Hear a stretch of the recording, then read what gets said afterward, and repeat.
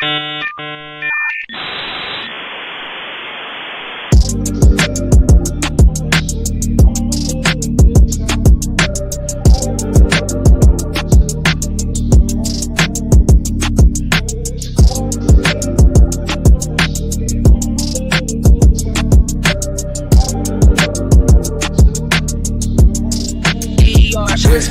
need reparations, we need vacations, we need blue strips for all the time we spent waiting.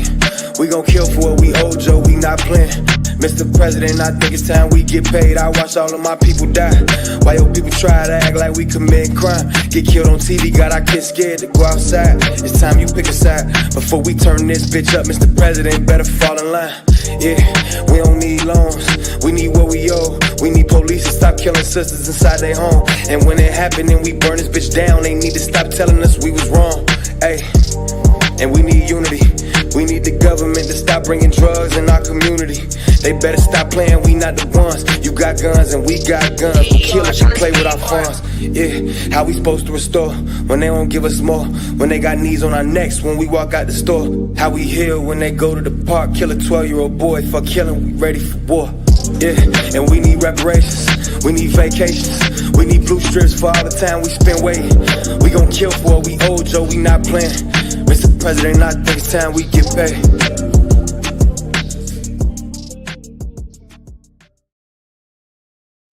Peace, peace. Greetings to you all. It's your brother Naheem, BKA Lord Abbott, AKA Mr. Just the Facts. Mr. Just the Facts. Welcome, everybody.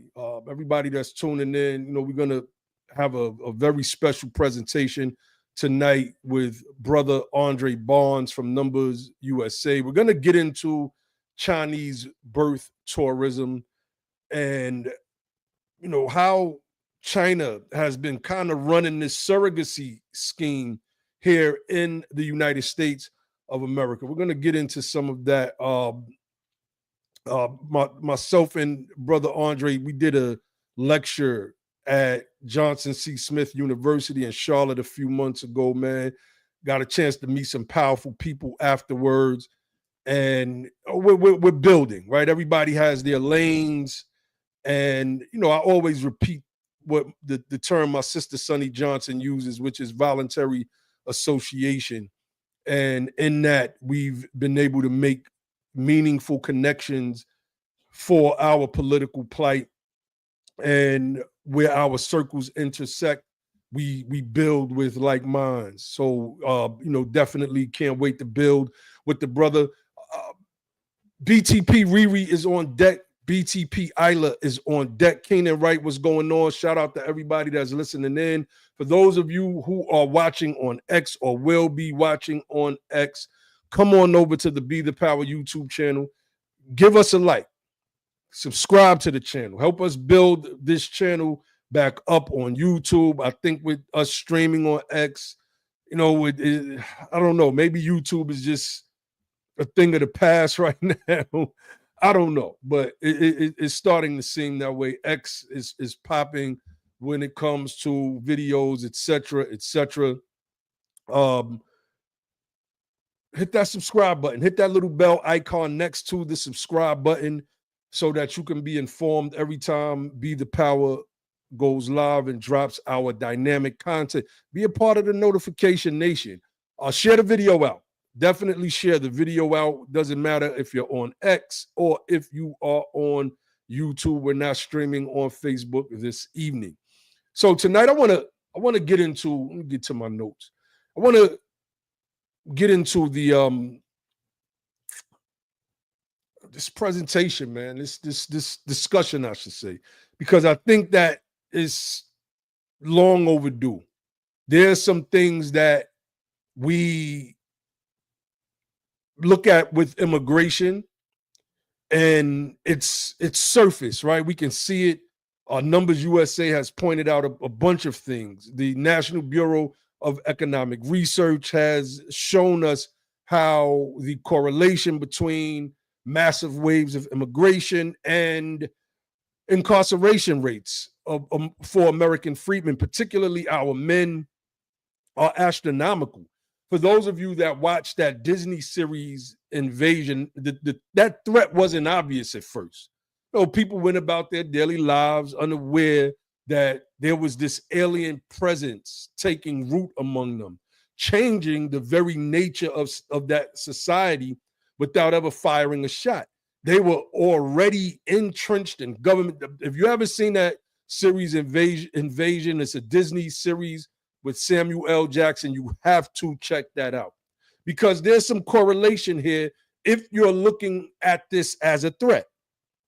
Here in the United States of America, we face that type of storyline. The difference is it's not a fiction. A stream of foreign nationals, particularly from China, are exploiting our laws, or one could say lack thereof, of our borders, and or enforcing, our border patrol and ensuring that people just don't cross in illegally, and to not just enter this country, but to give birth on American soil, ensuring that their children automatically receive American citizenship. We know the birthright citizenship case is about to be battled in the Supreme Court, and we believe that the courts are going to get it right in the same way they got Roe v. Wade right, in the same way they got the affirmative action ruling right. Affirmative action is still good for American people, not just for American freedmen, excuse me, not just for everybody else. The Democrats and the liberals are not teaching you that because they need our people tied to everybody else to promote their panoply of rising tides, lifts all boats, rainbow coalition, etc., etc., etc. But in some of these cases, it's birth tourism, an entire business designed to facilitate this pipeline. In others, it's through a rent-a-womb surrogacy arrangement that skirts our immigration controls entirely. Now, the numbers may seem small at first glance, but they are definitely growing. And like any quiet invasion, the strategy is simple. Get inside, stay inside, multiply, and wait. So I want to have this discussion tonight because when André Barnes first brought it to my attention, I think I was driving, so I didn't get a chance to really look at it, but it stayed in my brain. And then when I finally got to it, I was like, oh, wait a minute. This is crazier than I thought it was. So let's introduce our brother André Barnes, who is a Project 21 ambassador and HBCU engagement director for NumbersUSA, and a well-known anti-immigration advocate and an anti-immigration advocacy group. And when we're saying anti-immigration, we mean illegal immigration. We're not saying like we're anti-immigrants or that NumbersUSA is anti-immigrant. We're saying that this thing has to be curbed. American citizens are suffering, particularly the American freedmen. Brother André frequently critiques mass immigration's social and economic impacts, such as rising housing costs and challenges facing American freedmen, and he advocates for tighter immigration restrictions. And this is where we align with our good brother André. So let's bring our brother on to the stage. What's going on, brother André? Good to have you on, man. It's good to be here. Thank you for having me. I really appreciate the wonderful introduction. What I try to do is separate the myth from the fiction. And one thing that people don't know is that NumbersUSA also looks at our legal immigration, because overall the motto for NumbersUSA is lower immigration numbers. That's what we want. We want lower immigration numbers. And we have programs like the visa lottery that we shouldn't have. Why should people be gambling on whether they can get into the United States or not and being charged? Why do we have that program? Why do we have these H-1B programs that bring in these workers that are not much better than the workers that we have here in the United States? And they also cause a lot of these workers to be, American workers to be kicked out of the industries such as IT and other industries. So why do we have that? And then we have this birth tourism that's a problem. And a lot of the problems that we have with our laws on immigration is that people are abusing the system. They'll find a loophole and they'll abuse the system, just like the cartels. The cartels will look at our immigration laws and they know the laws a lot better than a lot of Americans, because what they did across the border was, okay, well, you're going to stop women and children. You're going to stop the flow of people coming. So we'll put in unaccompanied minors and we'll get people in that way. So they'll always try to find different loopholes to get themselves in. And then they saw that they weren't allowing a lot of men in. So what they do, they gave men these infants, and they would take infants, they would bring them across the border. They wouldn't test them to see if they were the real fathers. And then they would recycle these children over and over and over again with multiple adults. Nobody was catching this because everyone was coming by the millions. And here's another thing before we kind of jump into the subject at hand. We're at an information war right now. There are people who are coming out swinging, saying that millions of people didn't come across the border during the Biden administration.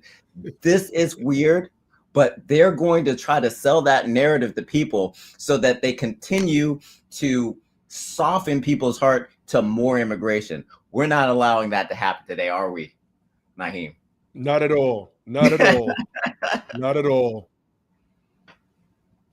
Not at all, man. So, you know, this is an important topic, and immigration has been central to the fight of those of us who are pushing for remedial justice and greater political representation, greater economic representation, if you will, greater entrepreneurship, et cetera, et cetera.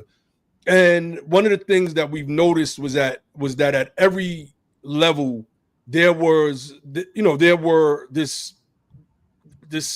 immigrants, right? Roy Beck aptly titles his book Back of the Hiring Line, because he shows that every time that we had progress in American history, waves of immigrants came in. So we could never get to the front of that hiring line. It's like that episode in Martin when he's at the DMV and they was like, you got to start from scratch. It's like, where you got to point to the from scratch sign, and it's a bunch of people in front of him, right? Yep. We can use that as an analogy to every time we go basically to get our driver's license. It's a string of people that should not even be in that line, right? And we have to start from the from scratch line. So definitely, man, let's get into this thing, because this birth tourism phenomenon where foreigners, including women from China, travel to the U.S. to give birth so that their children could gain citizenship is well documented historically. Yeah. But I think when you're looking at a country like China, there's been accusations of espionage, spy balloons, and we don't know if this is people from that country are being raised on some. Have you seen that movie Salt? Right? We don't know these things. And we know that there's a lot of Chinese businessmen that have invested in American schools.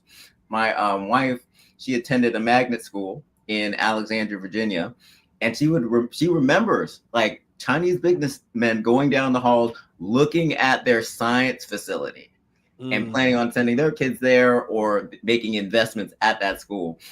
And here's another thing that's been happening. A lot of these Chinese businessmen, whether they're government affiliated with the CCP, they're buying land in the United States. That's right. Now, I think there's legislation that's going out that they're going to vote on later to prevent that from happening, but that hasn't passed. So there's a lot of land that's owned, that's just foreign owned in the United States, our farmland. So that takes away from our ability to feed ourselves because we have given our land away to a foreign adversary. That's right. That's right. And it's crazy for those of us that live in this country, and I'll tell a story about my grandmother, just my grandmother on my father's side. They were raised in Dillon, South Carolina, and she's still living today. She's 90 years old, and she told me it was like pulling teeth, right? And she told me the story about how the whites of the town were jealous because he was this was her grandfather, excuse me. He was so successful with his farmland, and it got burnt down, and then just the land got taken. Heirs property is a thing in the South. This has been going on excuse me, for the longest. We've covered on this platform how the USDA, along with private citizens, have taken land from American. We lost so much land. Now we want land, right? But there's barriers, there's price barriers, there's that not understanding how to get the land. There are corporate landlords that own massive acres of land. There are private citizens who are billionaires in this country that own massive acres of land, and yet Chinese nationals and other or companies, because it's not China, they're using companies to purchase acres, thousands of acres of land. They are becoming corporate landlords, whereas they're following what's happening on Wall Street as well, where they're tripling rents. They're creating some really stringent qualifications, like you have to make 3 times the rent in a month in order to move. Like, it's just crazy. I mean, it's just crazy. So yeah, man. So I think this is a topic that we have to touch on. And there, just to get to the surrogacy part real quick, in January 2025, there was a California woman named Phoebe Dong, and she was sentenced to 41 months in prison for operating a birth tourism business that arranged for over 100 pregnant Chinese women to come to the U.S. to give birth. And another couple was convicted for running a similar scheme involving Chinese clients. So I have one of those pulled up. Let me share that real quick, Dre. Okay. Then we could just get a little deeper into this discussion about birth tourism and surrogacy. Right. And just to give people like a little bit more information, these can be hole in the wall places, or they could be upscale 5-star hotel type establishments. So a lot of these people are paying anywhere between $40,000 and $100,000 to give birth in the United States. And what has happened is that between 2019 and now, they predict that there have been over 200,000 people who have given birth in the United States. That is a huge number. And the Center of Immigration Studies has stated that they believe that on average, 36,000 people per year do this birth tourism through the United States. This is crazy.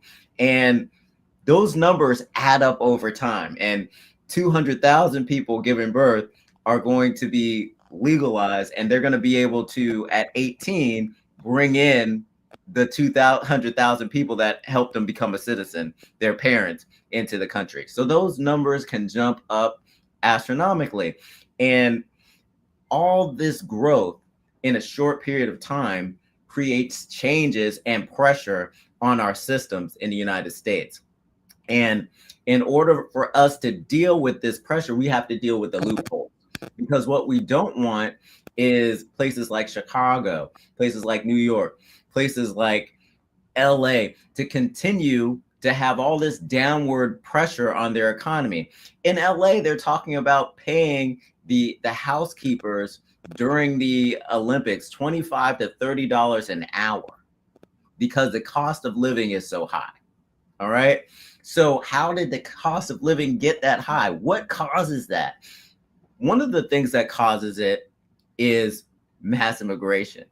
And a lot of people for a long time have lowered the prices because they're willing to take less to be able to work. Americans have been edged out. So now they can't find people to work. And this is what's called a market correction, because whenever there's a real labor shortage, what happens is the market will correct itself and the cost of the salaries of those people will go up. And because they go up, people are attracted to those jobs. But what happens is people aren't patient. And in the situation with the Olympics that are coming in 2028, people don't want to wait for the market to correct itself. They want to attract people to come there and start working there now. So the same thing with the airport workers. They want to pay them around $20 to $25 or $30 an hour. This is craziness. We have to get our borders under control. We have to get rid of these loopholes so we can start to deal with the effects of birthright citizenship and all these other visas, student visas, all these issues that we're seeing with mass immigration. Yes, indeed. Yes, indeed. This is another article from The Sun. Bundle of ploy, rent-a-room security threat exposed as Chinese nationals use Americans to get next-gen U.S. citizenship. Trump cracked down on birth tourism in his first term, but a concerning loophole makes his crackdown useless, right? So, you know, this is an issue. This is an issue. And, you know, I don't think that it's receiving enough press, in my opinion. And the Chinese lobby is not as powerful as the Jewish lobby. Right? If it was, then this would be getting swept under the table, and you would have people, you know, probably going to the Great Wall and doing what they do at the Wailing Wall over in Palestine. Yeah. I'm just saying. It's politics at the end of the day, and money talks, and we know the rest of that saying. But it's not. And we've noticed that in several states, I can't think of them off head right now, legislation has been introduced to stop Chinese and other foreign companies from buying up farmland, because it does pose a national security threat, in my opinion. Are you downloading critical information on the United States? Like, what is it that you're doing exactly? Some politicians have raised concerns that these the real estate that they're purchasing is not too far from actual military bases. If you know, the Chinese are very, very technically advanced, and I'm not saying that they're more technically advanced than the United States of America is, but they are very technically advanced, and you just never know if they have the range to get into the databases of military installations, you know, in the United States of America. So, you know, this is something that we should be concerned about. Exactly. And we already have heard of congressmen sleeping around with spies, Chinese spies. So honeypot.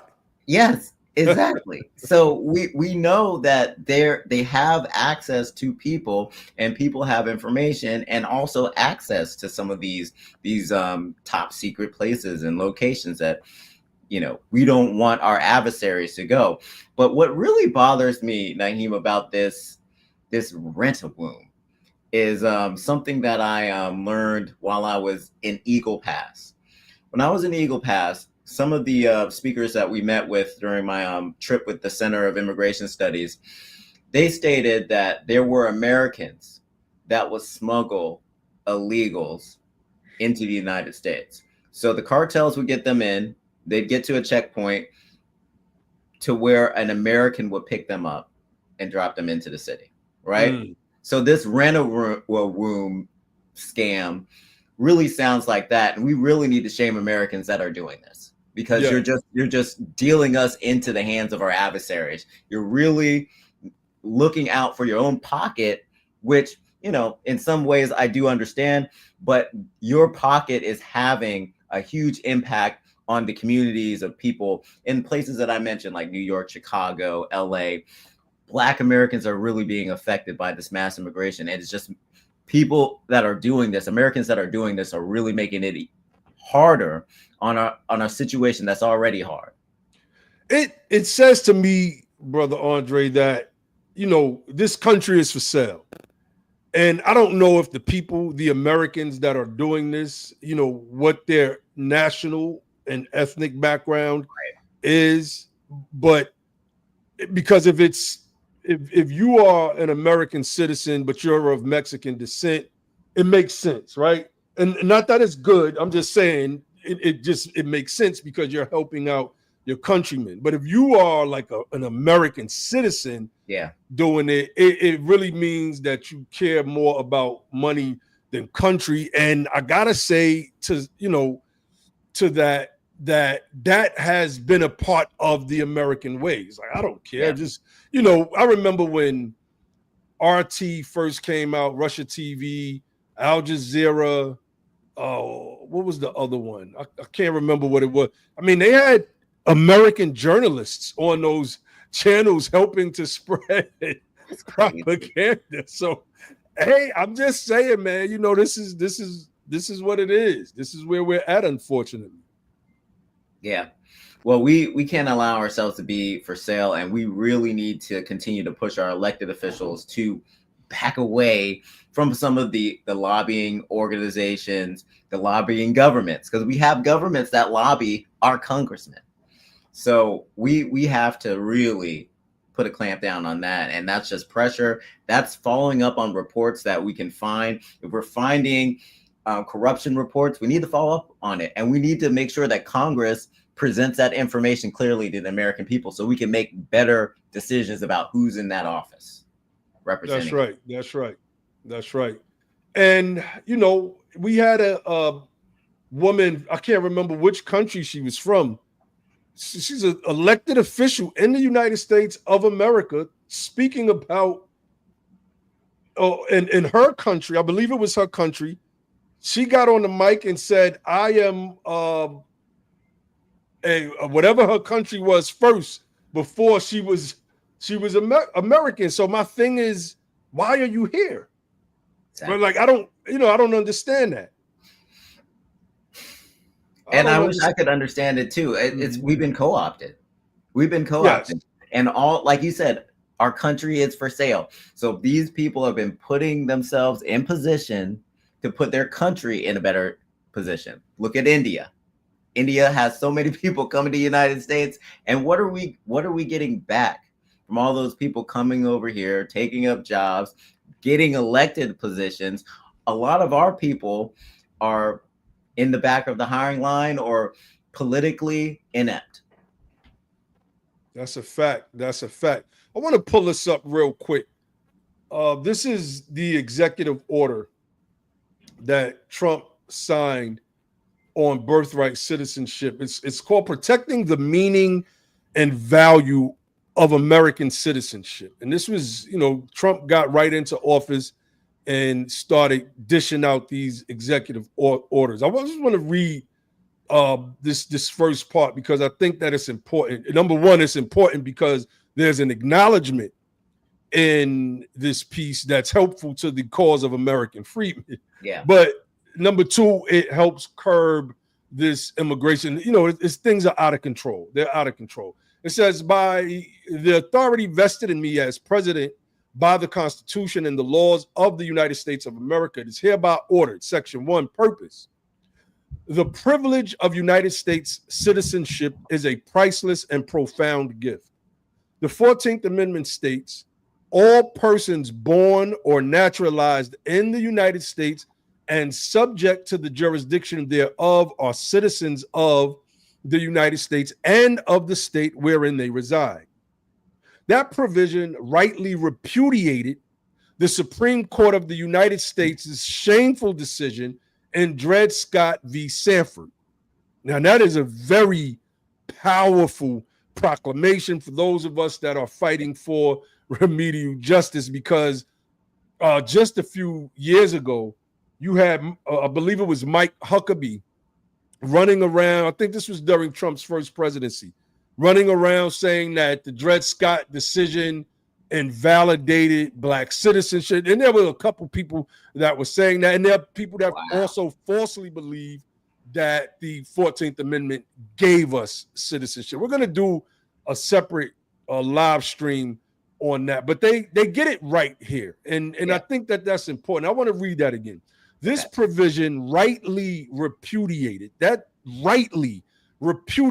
Supreme Court of the United States' shameful decision in Dred Scott v. Sanford, which misinterpreted the Constitution as permanently excluding people of African descent from eligibility for United States citizenship solely based on their race. This is a very, very powerful statement. And again, those of us who are fighting for remedial justice, as I read this, and if you've never heard it before, those wheels will start turning in your head. This next section says, but the 14th Amendment has never been interpreted to extend citizenship universally to everyone born within the United States. The 14th Amendment has always excluded from birthright citizenship persons who were born in the United States, but not, quote, subject to the jurisdiction thereof. That is the key phrase of that first section of the 14th Amendment. It's the key phrase. Consistent with this understanding, the Congress has further specified through legislation that, quote, a person born in the United States and subject to the jurisdiction thereof is a national and citizen of the United States at birth, 8 U.S.C. 1401, generally mirroring the 14th Amendment's text. Like, I could really run through this whole thing, but I think that the administration got it right with this, the language, right? First and foremost, and this understanding that birthright citizenship wasn't something that was supposed to be misconstrued, right? But it's what had been happening with the 14th Amendment since it's been ratified. There's a book written called, what is it called? The Original Meaning of the 14th Amendment. I can't think of the author's names right now. There's two authors. Y'all make sure y'all grab that book. Very, very powerful. All right. So, I wanted to touch on that moving forward as we continue this conversation, because number one, we have to protect the sanctity of the country. That's right. And I was listening to the book Reconstruction by Eric Foner today. And in that book, that chapter 7 is so powerful. And he's speaking to the political fervor that the newly emancipated enslaved persons were exhibiting during that time, during that whole Reconstruction era, and how we joined political almost revivals as if they were religious. And I think that what is happening right now with this burgeoning movement, we're starting to see that revival. And in order for us to get in the position that our ancestors were trying to place themselves in, we have to understand the things that are cancers on the body of the American freedmen, and immigration is in fact one of those cancers. Absolutely. And when we're talking about birthright citizenship, one of the things that really comes to mind for me as I was kind of digging deeper into this was, why did they need to get into who was really a citizen? Well, part of the reason was, when we have wars, if we had people here from France, what France was saying was that, listen, you can't ask our people to fight in this war. So they had to start figuring out who was actually a citizen. And this is what this 14th Amendment really did for Black Americans, reversing, like you said, the Dred Scott decision, and moving forward with our discussion about the birth tourism. Like, this loophole is allowing people that are coming into the country illegally to anchor themselves to the country by having a child.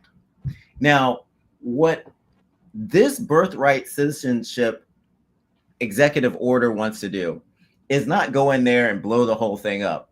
All it's saying is that you need to have at least one parent that's a U.S. citizen. You can't have two illegal people come into the country, have a baby, and then they're all legalized now because they have this baby in the country.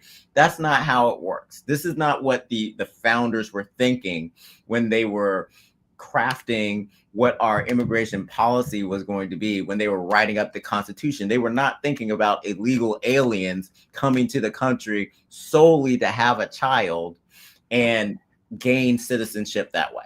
That's not what our founding fathers were thinking about. No, not at all. Not at all. And those of us that have studied this, and my team and I have studied it. I mean, we've been studying this like before we ever even came into this space. My brother Ali, who is the director of history and research for United Sons and Daughters of Freedmen, he's been talking about that one particular phrase, subject to the jurisdiction thereof, for years. So yeah, man, this is, like I said, family, this is an important topic. For those of you who are just joining us, share the video out, click like on the video, whether you're watching on YouTube, whether you're watching on X. This discussion needs, it needs to be fleshed out. It's right. Just as simple as that. There's no and this is why it is so important. And this might really upset some people, but Beto O'Rourke today or yesterday said out loud what all the conservatives were fearing the left would do if they eventually do get back into power. He said that when we get back into the power, we're going to drive this car like we stole it. And we're going to give people that are dreamers, their parents, and every illegal that's a hardworking person citizenship. Essentially, that is what he said. And then he went on to say, because it's these illegal immigrants that are working so hard to make this country great. And, you know, what does that say to us? That says to us that we need to shore up this birthright citizenship thing up right now. Right now. If we don't do it by the midterms and we allow our election to go forward in 2028 and we haven't solved this issue with birthright citizenship, then that's going to be a problem.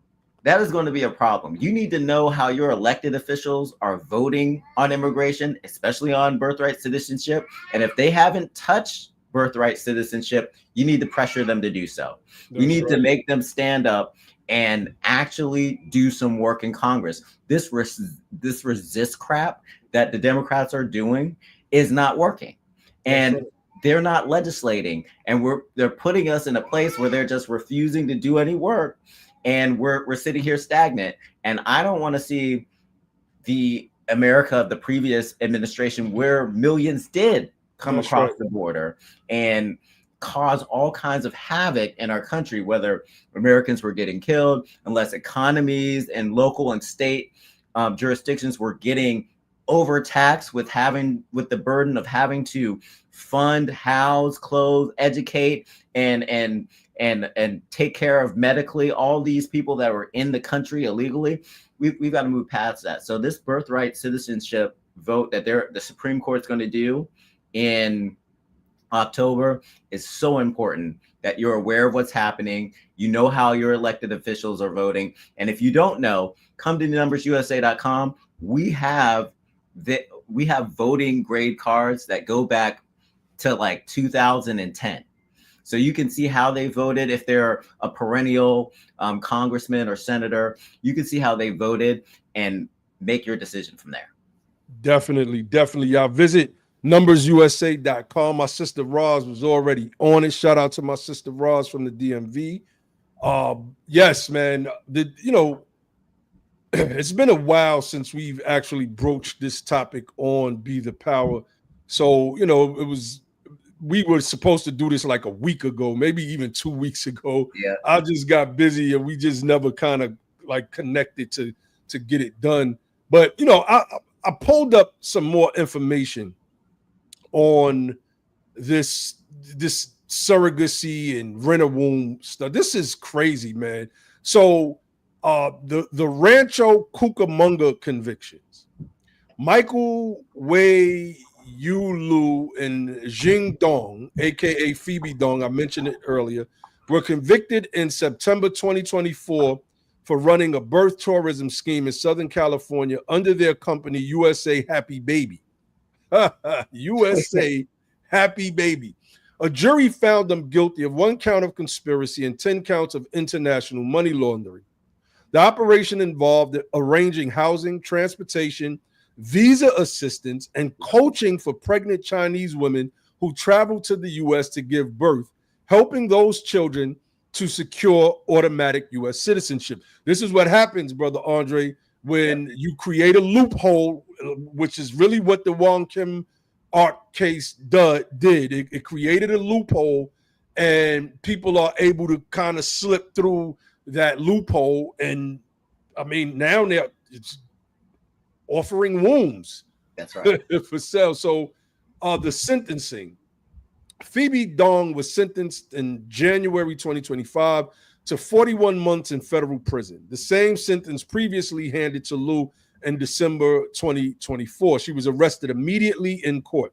Together, they are accused of facilitating over 100 births between 2012 and 2015, and charging clients as much as $40,000 for their services, which included instructions on concealing pregnancies and deceiving immigration authorities. This is crazy. Yes, because a lot of times if they see that they're pregnant and they're pretty pregnant, they're like late in the birthing process, they will send them back.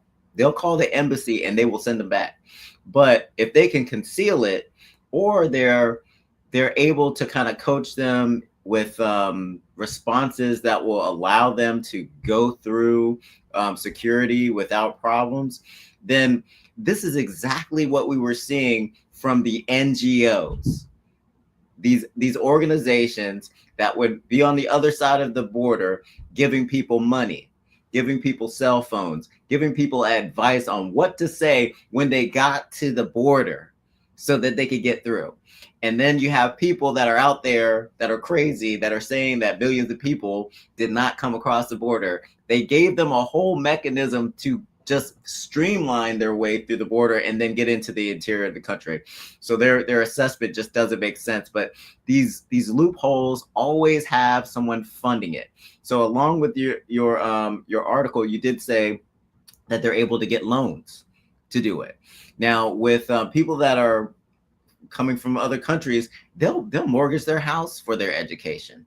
They'll do whatever they need to do. So they'll come up with a lot of that money up front, but the banks will honor giving them money because they know they'll pay it back.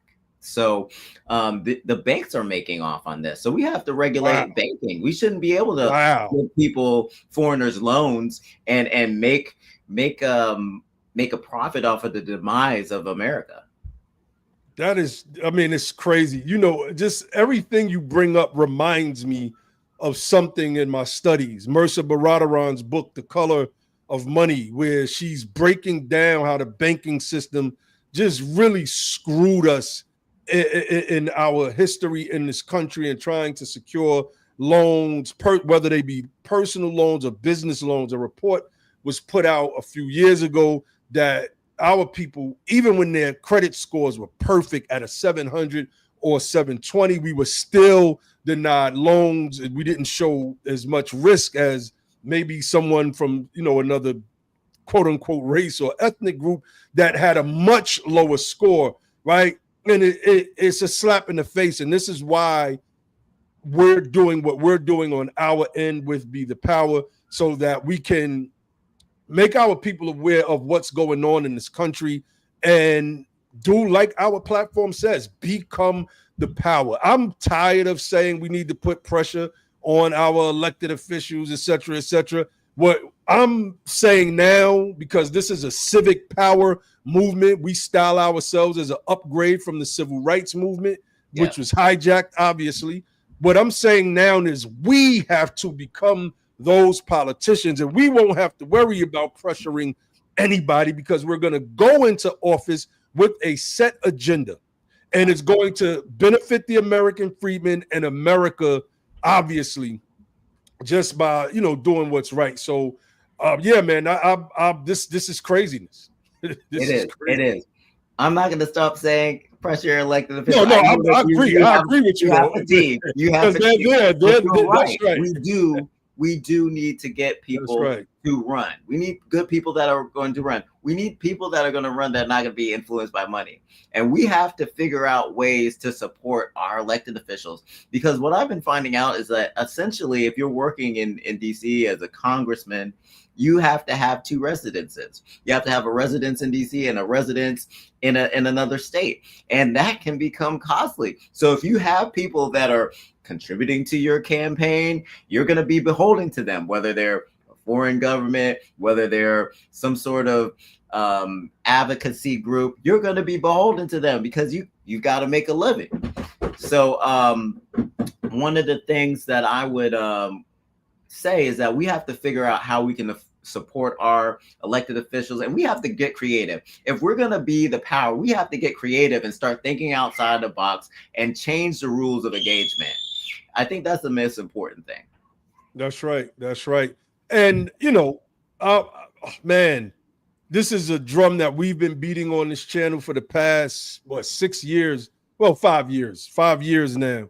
And we have to continue doing so because, this topic, right, it's an important topic. And we don't know what those plans are. When I look back over the years, one of the things that I noticed was the racism towards American freedmen, not just coming from white people, right? We used to that by now. Yeah. I mean, don't get me wrong, we'll never just accept it, but it's like to the point where it's like, get out my face. But when you look at people that are of Chinese descent that are like really extremely racist, and you look at Hispanics in California and in Texas, I'm a huge boxing fan. The racism between Hispanics toward American freedmen and black people in general in boxing is crazy. It is absolutely crazy. One of the boxers got deported, Julio Cesar Chavez's son, great Mexican fighter, in my top 5. But his son was doing some illegal stuff, and they got him up out of here. Yes, they did. They're not playing any games with anybody. And here's the thing: if you're gonna call a spade, it should be the same on both sides. Because one of the things that the Democrats will always say, or liberals will say, is that there's no due process with ICE, and we're fine with getting criminals off the street, but you're taking the guy who's picking fruit and not giving him an opportunity to work when he's not really doing anything that's illegal. Well, every day that he's in this country, he's here illegally. He's breaking the law. He's breaking the law. So I'm sorry that he's been here for decades and he hasn't been able to get his paperwork right, but he's breaking the law, and it's just not going to be tolerated. And then number 2, with the people that continue to stay illegally, we have no sympathy. You had an opportunity to leave with money, because we've never had an opportunity to leave with money. Even the Jews from Egypt, they left with gold and all kinds of stuff, But when they're just like, well, Americans, they can, they have a really good economy. We can't run to another country. There's no place for us to go and get the benefits that people from other countries are getting here. We're not going to go to Mexico and say, okay, Mexico, we want you to start putting everything in English. We want you to just take all of our money, the US dollar. We're not going to use pesos. We're going to expect for you to provide us with free healthcare, free and culturally acceptable food. We're not going to eat just your Mexican food. We want American food. We expect hot dogs and stuff too. That would never happen. And And the whole problem with the spade for the spade, within the last 6 months, ICE has arrested 350 gang members in the city of Houston. But if you look at the reporting, if you look at the news stations that are reporting about it, it's only the conservative side that's reporting that. Why is that? That should be a success whether you're a Republican or a Democrat. That's right. Man, Dre, it's bringing me back to just more unfair coverage that we received as a people, right? It makes you think about this type of stuff. You can't help it. You cannot help it. What I have up on the screen right now, and I want to do something real quick as well. I want to look at these remittances, and I want to let me see. I want to put this in Chat GPT. What's going on? I want Chat GPT to, let me ask it, which group, e.g. Asians, Africans, Hispanics. Jeez, hold on, y'all. I want to pull this up. I want to touch on this real quick. Etc. Received the most.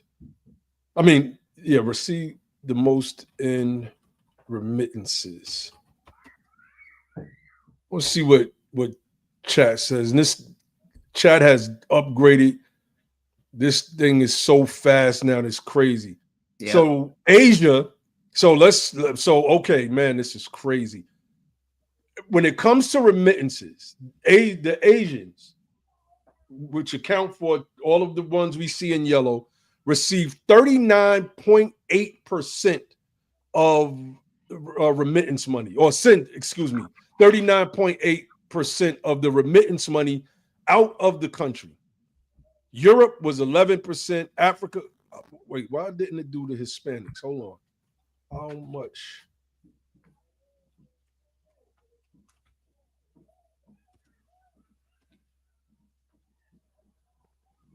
It did not do Hispanics. Why is that?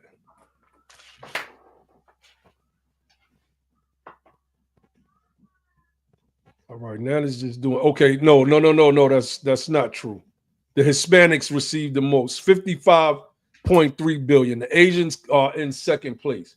But right now, our focus is here on the yellow. We have American freedmen in this country who are struggling. They're suffering, and they have made up 40% of all new convictions since 2020.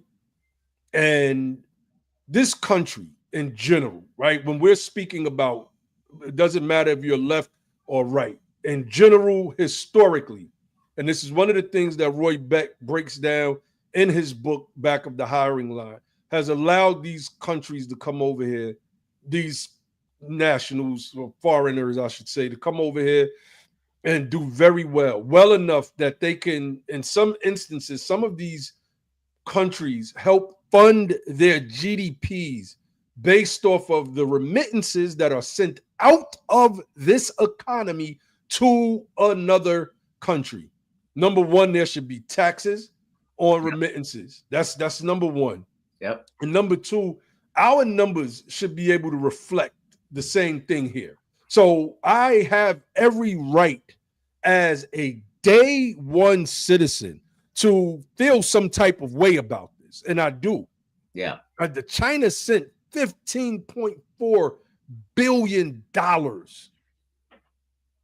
Now, this is, so let's read what this says. Migrants working in the United States sent a staggering $138 billion back to their families last year. These are last year's numbers. When was this done in? Because I took this from this site called howmuch.net. So this was, so this is a 2018. Hold on. This is from 2016. I can't even imagine what that number is now. Right. I can't And imagine. I don't know if you remember, Naheem, but there was a whole issue with Mexico because the Trump administration talked about putting taxes on remittances, and Mexico treated it like it was like an assault on their economy. And looking at this number, I see why. Because at first they were talking about putting like a 5% tax on there, but since she complained, they said, well, we'll increase it 3 times and we'll do a 15% tax instead.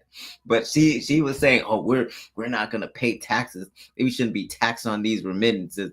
Now they're going to be taxed even more. So the taxes on the remittances is on the way. It's on the way to be voted on. So I'm hoping that does actually happen, because that money should be growing our economy. We shouldn't be growing the world's economy. That's right. And you know, those that advocate against reparations, right? Our money is going to be spent right here. That's right. In the United States of America. Where our money, the only place our money will be going overseas is to companies that's selling something that we might want from overseas, right? Other than that, I'm willing to safely say that 99.9% of our dollars will be spent right here in the United States of America, not just with American companies, but with, within the American economic ecosystem. So that doesn't, I mean, that may include real estate, automobile purchases, et cetera, et cetera, et cetera, even though a lot of the automobiles come from overseas, but it's still an American company that's receiving whatever dividends from that sale. So our money would stay here. How this is acceptable to any politician while American freedmen suffer in this country is crazy. And while everyday Americans, like American freedmen, no matter their race or skin tone, suffer in this country, this is unacceptable. How do you send $28.1 billion to Mexico and then complain about remittances? No, and complain about not receiving enough benefits here in the United States, like wanting to continue to receive free stuff. Now, let me show you this other chart, right? Now, I want you all to keep this in mind. I want you to keep this in mind because I may have played. So let me stop sharing that. And let me go to this one. Let's go to this one. So this is an American aid to other countries chart. So let's blow this up. Let's blow this up. So this is how much aid the United States of America sends, is from that same website, sends to other countries.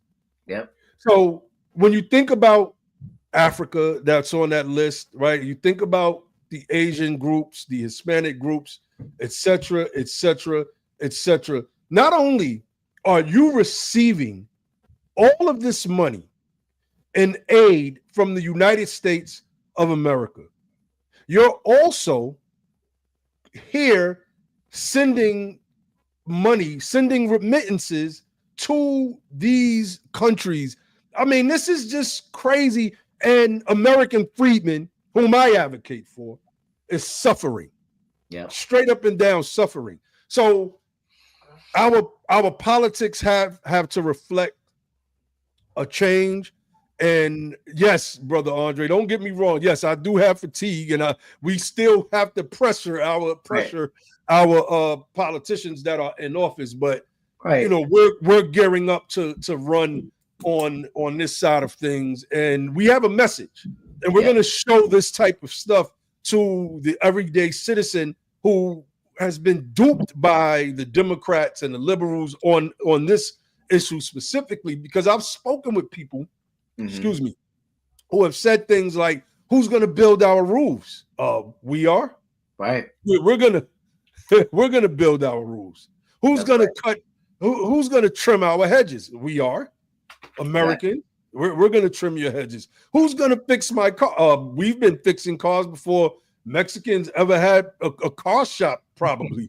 I know hood mechanics that could break your whole engine down and put it back together.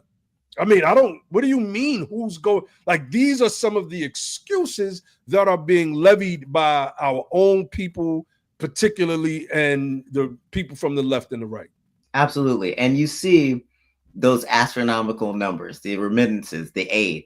But we have so many Americans that are living on the street. Some of them have substance abuse problems. Some of them have problems economically. Some of them have mental health issues. And we've never dealt with those issues. Every time we've addressed some of these issues, we've been lining up someone else's pocket, and these people haven't been receiving help.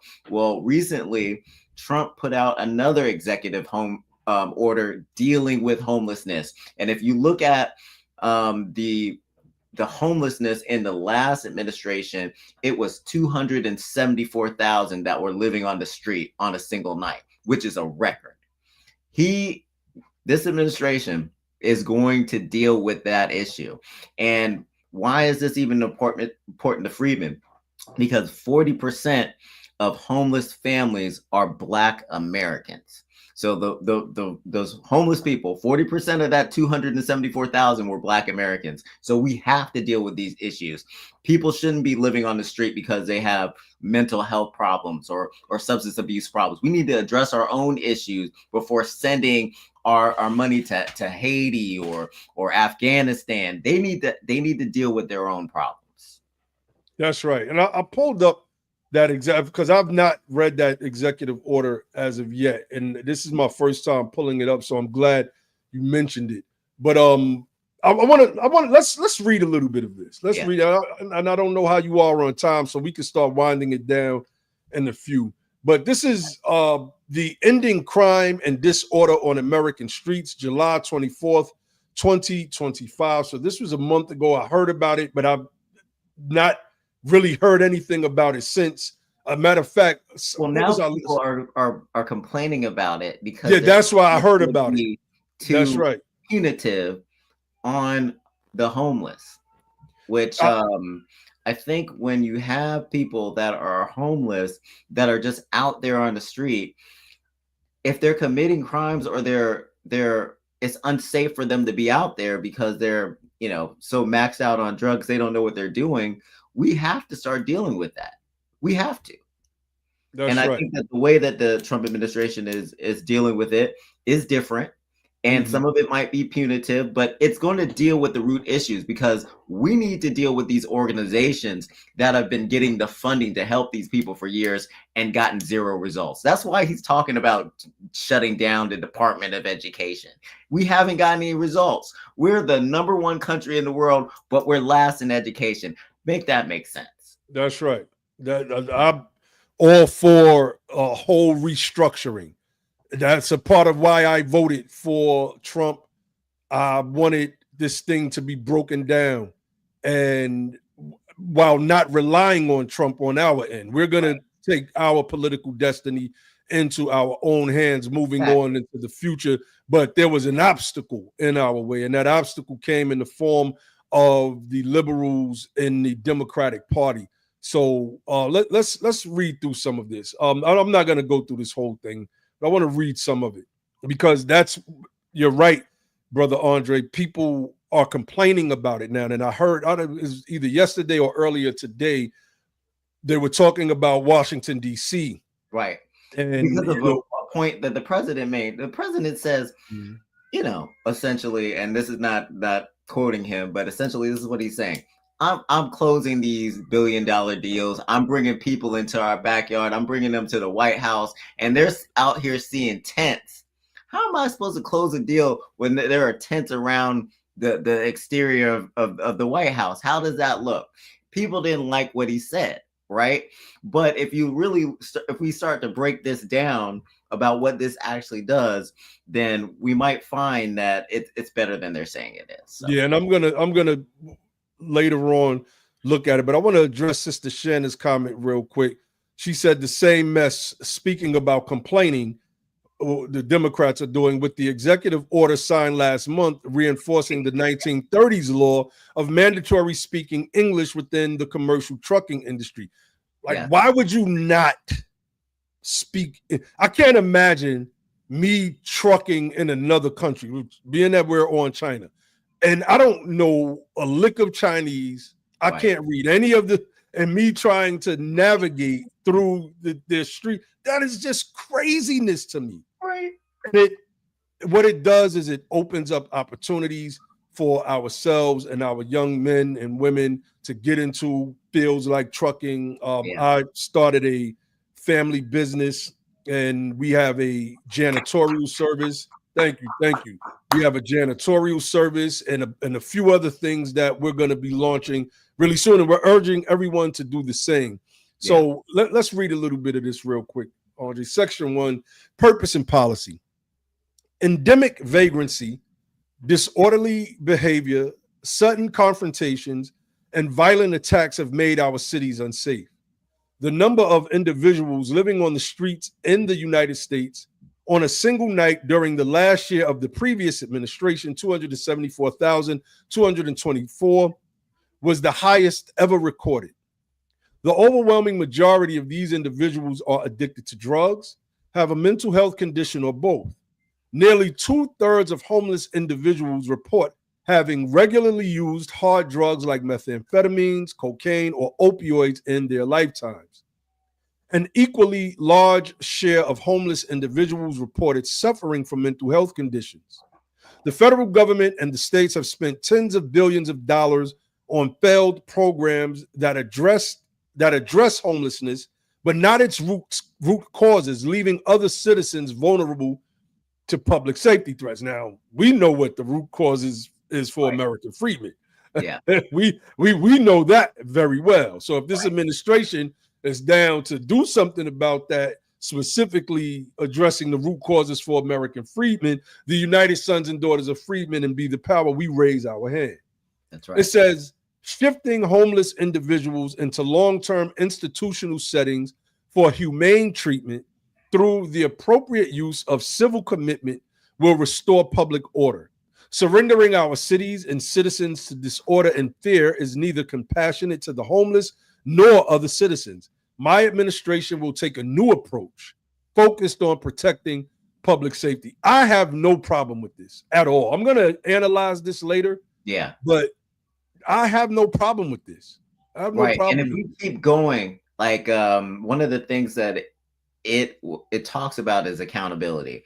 Number one, self-accountability. Are you making an effort to become a person that's housed? Are these NGOs and organizations that are serving the homeless, are they doing enough to help these people? So I really like that you brought that up so people can see it and they can look at it on their own. But yeah, I really like this. And if the part of the purpose is to get people off the street and get them help, I think that's more than what we've done before. And if it works, great. If it doesn't work, what have we lost? That's right.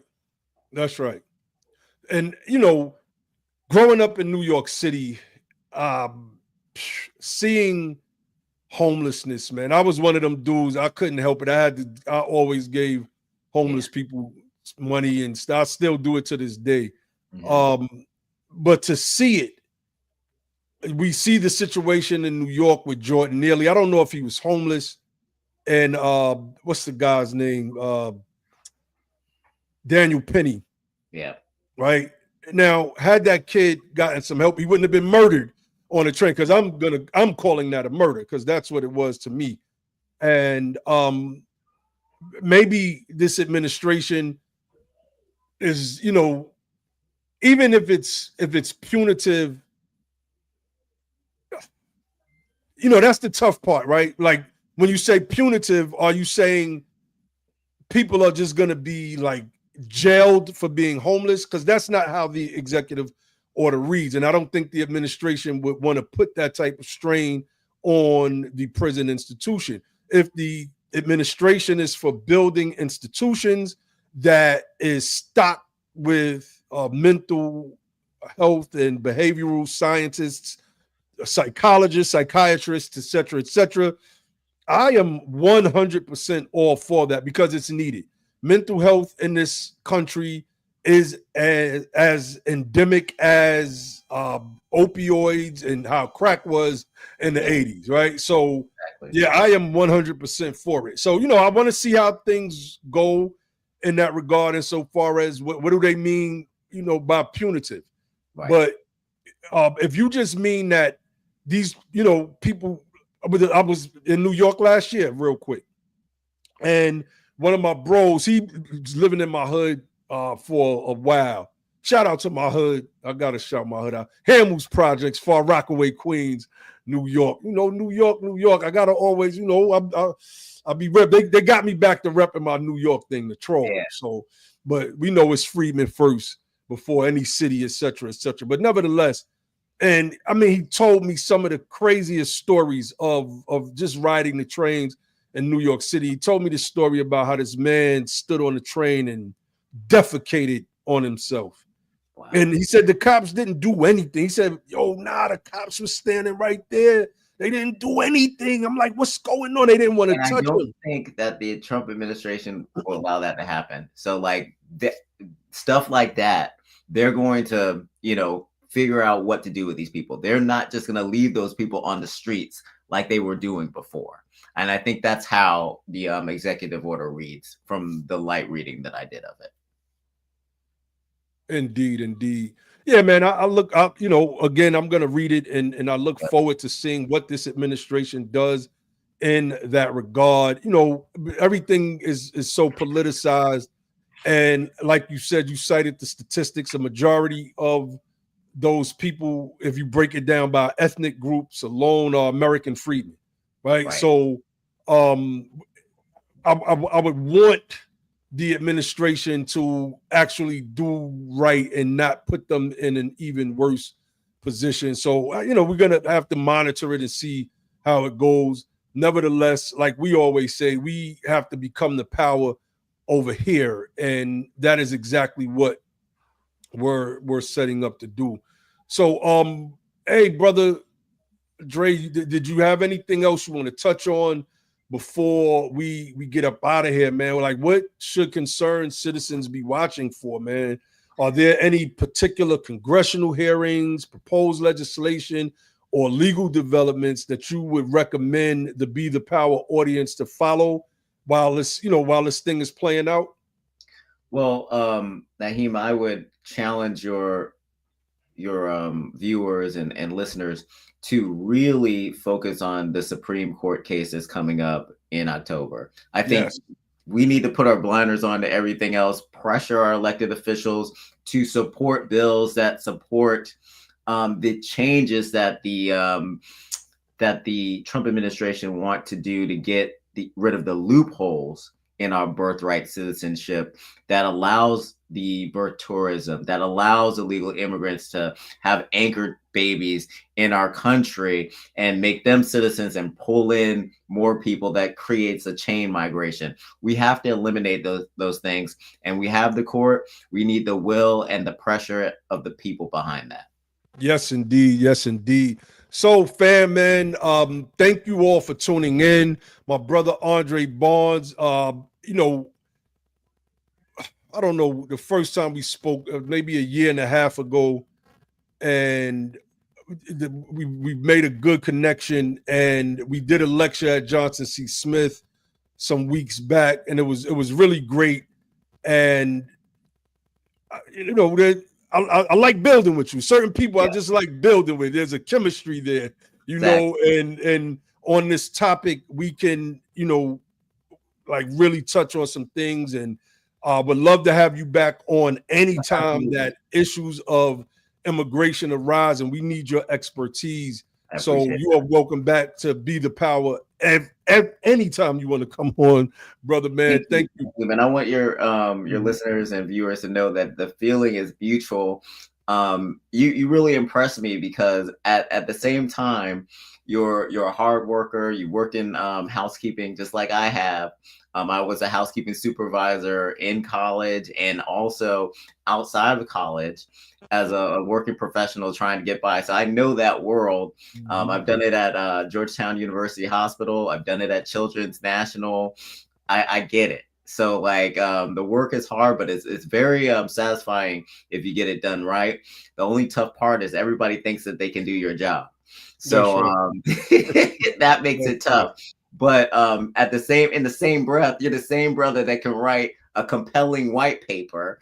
And I'm just like, you know, your abilities just it's unlimited. So like keep building. Anything I can do to help, I will do it. And I appreciate you having me on the show today. Oh man, honors. I'm humbled first and foremost, and I truly, truly appreciate that. Again, thanks for coming on, man.